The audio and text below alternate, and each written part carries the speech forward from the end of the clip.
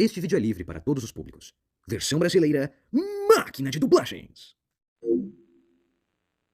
Como apresentador do Game Theory, eu venho ensinando sobre videogames desde 2011, mas que tal me ensinar a como jogar esses videogames? Nós jogadores mais velhos tivemos a sorte de começar numa época que a barreira de entrada era bem menor do que é hoje.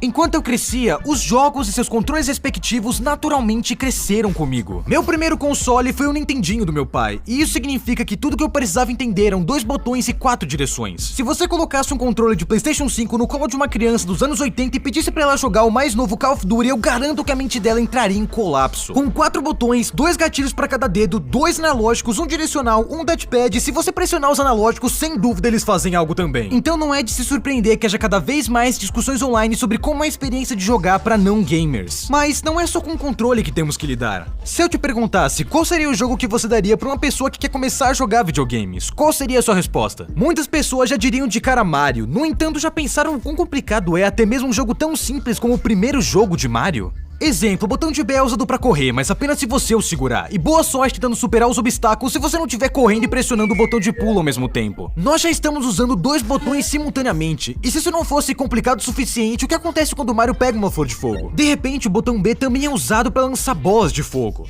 Até mesmo a forma de derrotar inimigos pulando nas suas cabeças exige controle, mira e muito timing. E se você errar, azar o seu, porque você é atingido e volta no início da fase. Não tem uma maneira fácil de recuperar um power-up, não tem uma maneira fácil de recuperar sua vida, e repetindo, estamos falando do primeiro Mario, o mais simples e básico de todos eles. Em resumo, aprender a jogar é difícil, muito mais difícil que a maioria de nós percebe. E há tantos passos menores no processo que não me ocorreram até recentemente, quando eu comecei a introduzir lentamente o Oliver no mundo dos jogos. E é por isso que esse vídeo existe. Eu quero fornecer um guia básico de 10 passos sobre como introduzir alguém novo, velho ou qualquer um ao mundo dos jogos, incluindo algumas sugestões de jogos ao longo do vídeo. Não vai ser perfeito de forma alguma, mas é baseado em minhas pesquisas e experiências que eu tive com o Oliver, a.k.a. nosso tempo juntos. E ao mínimo, esse é um bom primeiro passo para iniciar uma discussão sobre como tornar esse mundo dos jogos um pouco mais aberto e inclusivo para qualquer pessoa que queira dar uma chance. Eu também convido a você, à medida que passamos por esse processo de 10 passos, a deixar um comentário abaixo com as suas próprias recomendações de jogos ou experiências suas ou de pessoas que você conhece que passaram por essa jornada de introdução aos jogos. Dito tudo isso, esse episódio parece apropriado pra a intro que tínhamos do Mario correndo por um monte de consoles de videogames. Era de quando? 2012? Pode rodar!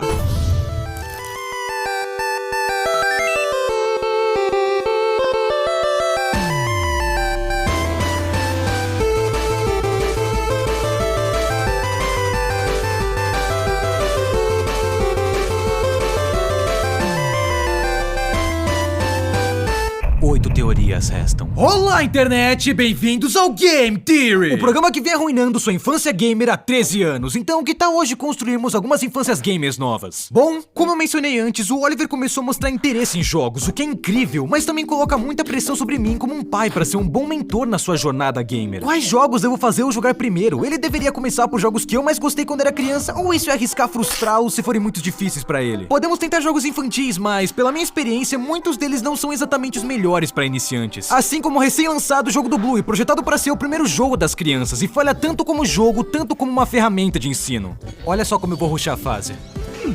Nossa, mano, não, eu acho que não. Então eu decidi investigar, fazer minha própria pesquisa pra ver quais informações tínhamos por aí. E eu fiquei surpreso quando eu vi quantas pessoas tinham a mesma dúvida que eu. E não eram apenas pais tentando introduzir seus filhos aos jogos, mas também adultos que não experimentaram jogos e estavam querendo entrar no hobby. Então hoje estamos criando um guia passo a passo, um currículo, se preferir, sobre como ir de um total noob pra um jogador épico. Abram suas garrafas de Mountain Dew e deixem o cheiro de Doritos se espalhar pela sala, meus amigos. O professor Matt Pat chegou na área e a aula de como ser um gamer campeão começa agora. Vamos começar mostrando minha linha de raciocínio para montar esse guia gamer. Enquanto eu pesquisava para esse episódio, eu encontrei um livro incrível chamado Learn to Play, do Dr. Matthew White, um professor cujo tem a paixão a dedicar sua vida ao ensino, à psicologia e ao design de jogos. Embora o livro se concentre em ensinar desenvolvedores a criar tutoriais melhores, havia tanta coisa fascinante sobre a psicologia dos jogadores e como as pessoas aprendem, tornando esse livro um recurso muito valioso para o episódio de hoje. Por exemplo, ao aprender algo novo, seja cálculo, um novo idioma ou uma habilidade nova, nosso cérebro só consegue lidar com um pouco de informações de uma vez. vez. Se absorvemos muita informação nova de uma vez, nosso cérebro atinge o que é conhecido como sobrecarga cognitiva. Quando você atinge esse ponto, quase nenhuma nova informação será transferida da memória de curto prazo para a memória de longo prazo. Essa é a exata razão pela qual cientistas não recomendam você estudar para uma prova na noite anterior. Alguns pequenos pedaços de informação podem permanecer na sua memória de curto prazo, mas a longo prazo essas memórias serão apagadas do seu cérebro assim que você terminar a prova. Portanto, para construir nosso guia gamer, vamos começar com jogos mais simples possíveis e aos poucos vamos introduzir coisas mais complexas. Pois é preciso aprender a engatinhar antes de ficar de pé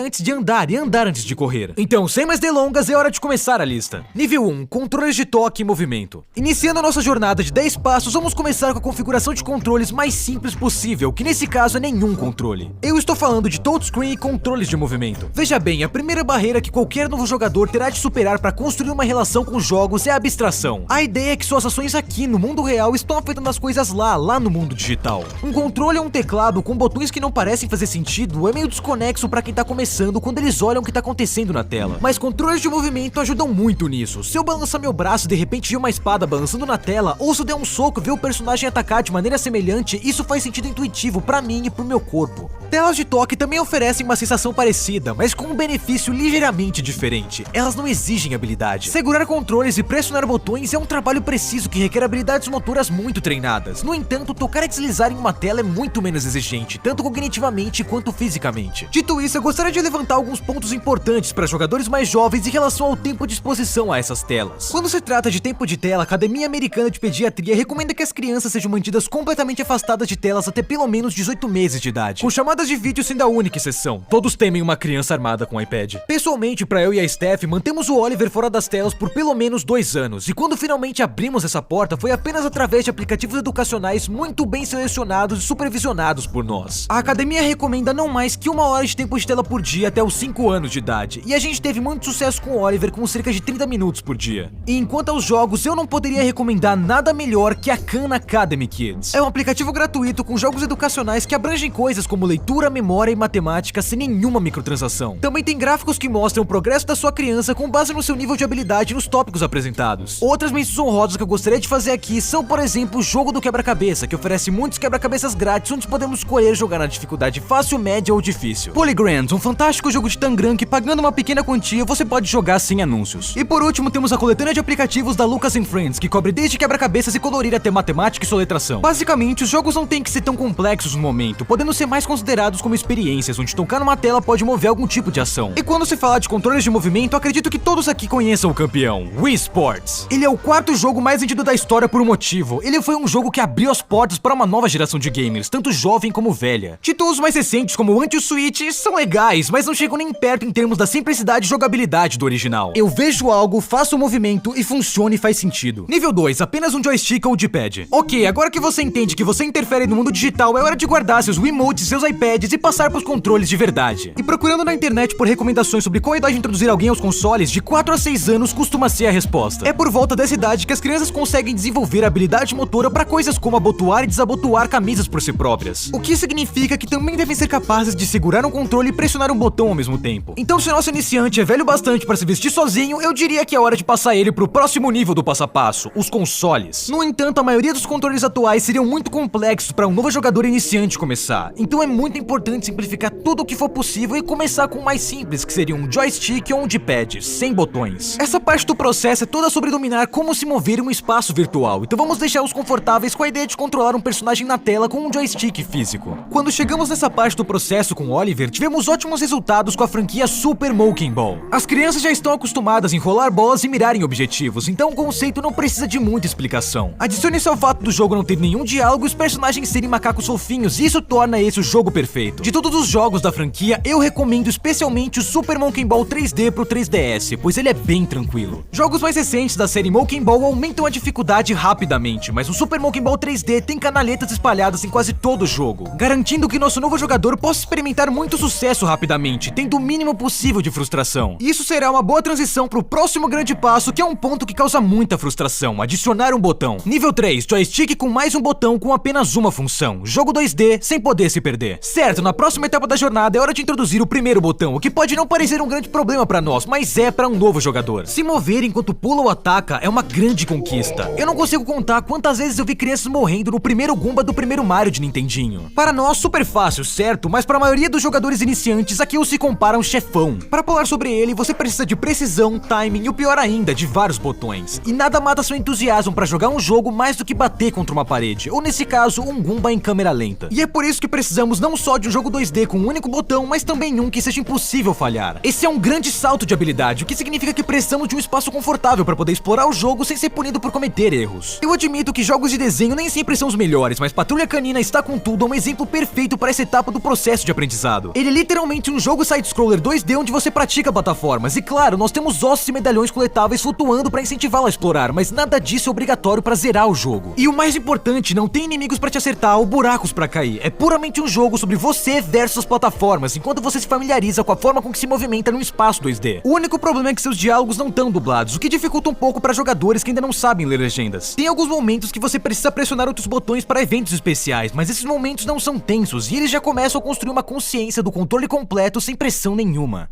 Nível 4, joystick mais um botão com apenas uma função, jogo 3D sem poder se perder. Tendo dominado o movimento em espaço bidimensional, faz sentido evoluirmos para um espaço tridimensional. As mesmas regras se aplicam aqui, você está procurando por um jogo onde um botão faz uma única coisa e só isso, e é impossível falhar. E mais uma vez, Ryder e seus amigos mandaram muito bem com seu jogo do desenho Patrulha Canina Super Filhotes Salvam a Baía da Aventura. É o mesmo conceito do jogo 2D, mas agora com 3 dimensões e uma câmera fixa. Isso introduz novos desafios de controlar os personagens em um espaço aberto, assim como medir a precisão dos saltos. E já no primeiro nível, você pode ver como ele treina passo a passo os jogadores para pular sobre coisas como redes e correr pelas rampas do jogo. E é óbvio que nem todo jogador vai ficar super animado pra salvar a Baía da Aventura de todos os lugares, e eu respeito isso. Mas eu uso isso como um ótimo modelo a seguir pra procurar jogos pra jogar com seu pequeno novato, algo acolhedor onde o foco é puramente no movimento e chegar a um objetivo final.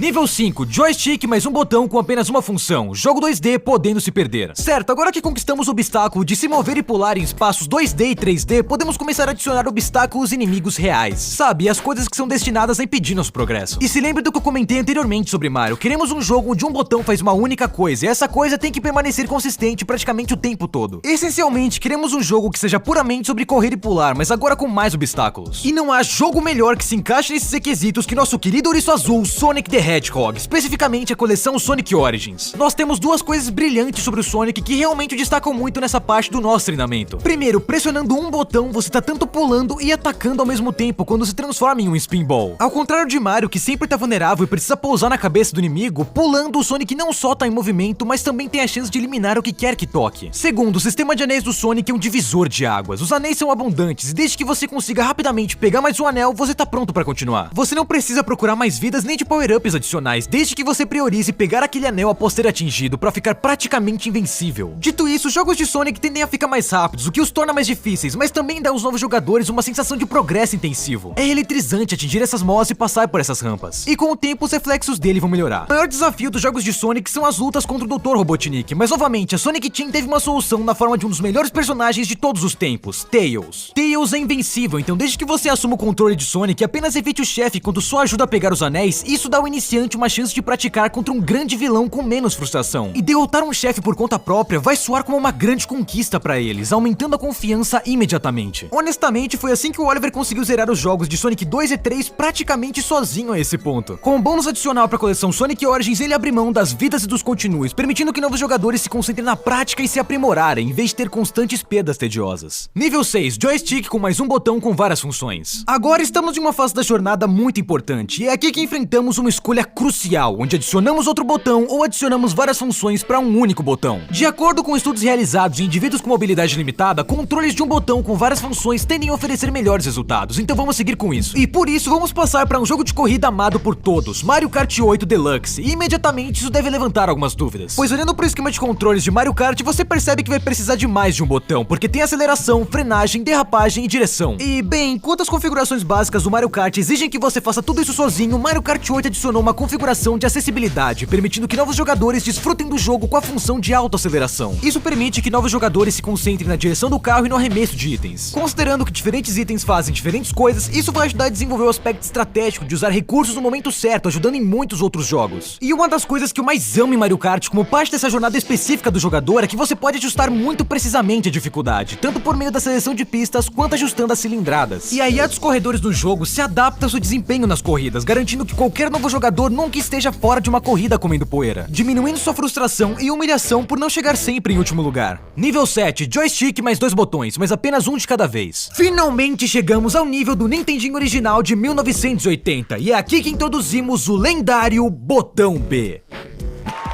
Isso só levou 7 passos. E reforçando, já que isso é uma grande evolução, nós queremos nos concentrar nos jogos que exigem que os jogadores pressionem cada botão uma vez por vez. Embora nós gamers conseguirmos segurar o botão B enquanto usamos a outra metade do nosso polegar para pressionar o botão A, um novo jogador não vai ter essa habilidade ainda. Eles precisam de um jogo com ritmo mais lento, com mais tempo para se concentrar onde os botões estão e como alternar entre eles. Para isso, temos duas últimas opções aqui. Opção 1, a maioria dos jogos de The Legend of Zelda com câmera de cima. Esses jogos permitem que você veja os inimigos ao seu redor, podendo escolher se vai enfrentá-los ou não, permitindo que os jogadores prossigam ao seu próprio ritmo. Além disso, em muitos deles, sua espada é permanentemente mapeada em um botão, enquanto o outro rotaciona a função com base no item que você equipou. O primeiro Zelda é obviamente o mais simples e tem a vantagem de não exigir muita habilidade de leitura para ser concluído, mas também ele é um dos Zeldas mais difíceis. Na minha opinião, a Link to the Past seria a minha escolha, onde eles refinaram a fórmula da câmera de cima perfeitamente, mas sem adicionar muitos detalhes, como em jogos posteriores. E mesmo que você não consiga completar a missão, só o tempo que você usou vagando por aí, cortando arbustos, destruindo potes é recompensador bastante. E falando em potes, a outra opção aqui é Overcooked.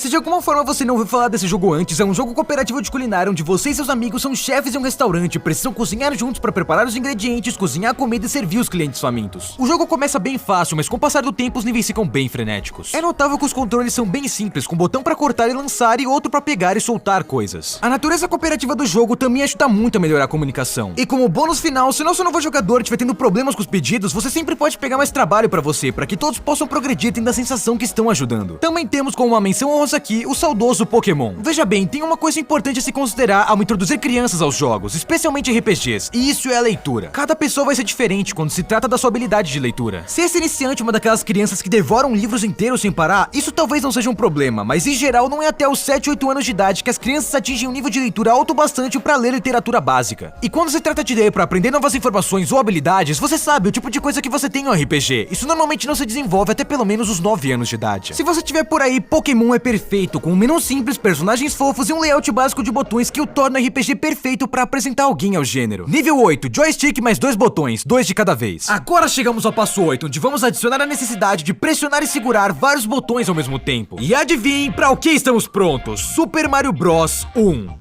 Sim, eu tô tão chocado que o Mario veio tão tarde nessa jornada quanto você. Como eu mencionei antes, não só os botões fazem coisas diferentes dependendo do power-up que o Mario tem, mas também temos que administrar vários botões ao mesmo tempo para executar um pulo preciso. Isso requer habilidades avançadas e uma boa consciência espacial, que são coisas que aprendemos nos passos anteriores para chegar até aqui. Nível 9, joystick e 3 ou mais botões, sem controle de câmera. Caros teoristas, estamos na reta final, conquistamos um botão, conquistamos 2 e obviamente é hora de adicionar um terceiro e mais. Mas mais importante que tudo isso, a esse ponto temos que ficar atentos ao controle de câmera. Adicionar o segundo joystick à equação para controlar a câmera é o último grande obstáculo de controle que teremos que superar, e ele é difícil. Parece que a maioria dos jogos hoje em dia, especialmente jogos AAA focados em tiro em primeira pessoa e ação em terceira pessoa, exigem que você consiga metaforicamente andar e mastigar chiclete ao mesmo tempo. Ter os polegares controlando tanto o seu personagem quanto a câmera simultaneamente é uma coisa, mas com cada alteração que você faz com a câmera no seu polegar direito, muda muito a maneira com que seu personagem se move no seu polegar esquerdo. É essencialmente como controlar dois personagens diferentes ao mesmo tempo. E é por isso que em Mario 64, o primeiro jogo de plataforma 3D bem sucedido, eles fizeram a câmera ser um personagem, Lakitu, pra ajudar a introduzir a ideia na mente dos jogadores que esses jogos vão exigir uma nova habilidade. E tem muitos gamers que pararam de jogar por realmente não conseguirem se adaptar aos novos controles de câmera em jogos mais recentes. Eu tava no ensino médio quando esse jogo lançou e eu lembro de ver ele numa TV de uma loja de eletrônicos.